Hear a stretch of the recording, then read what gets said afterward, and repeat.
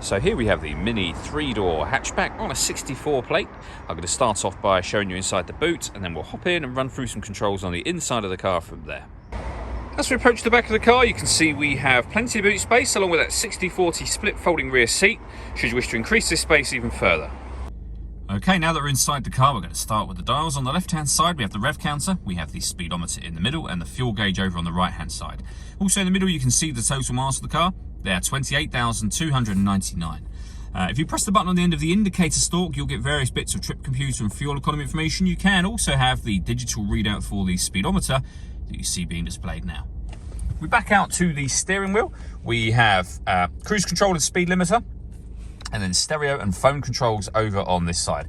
You'll only be able to use the phone controls after you paired up the phone to the car, and that is done over on the screen in the center just here.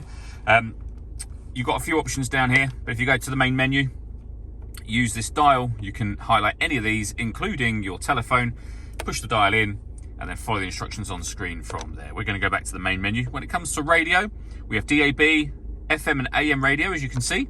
You can listen to your own music under the multimedia heading. We have auxiliary and USB inputs available just there. And then the main volume for the stereo is here.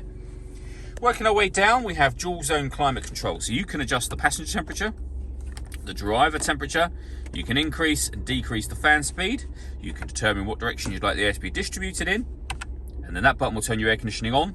It's on when that light shows. It'll turn it back off again as well, of course. Or you can hit auto, and the car will maintain those temperatures by taking control of the direction of the air and the fan speed for you. Press auto again and you go back to whatever setting you had it on previously. Beneath that, we've got the button to start and stop the engine. To the right of that, we've got our traction control, which we can turn on and off. Our stop and start that you can turn on and off. It's off when that orange light shows. So this car is designed to cut out when it's stationary in traffic to save you fuel. That system is off, as I say, when the light shows. We can turn the parking sensors on and off next to that.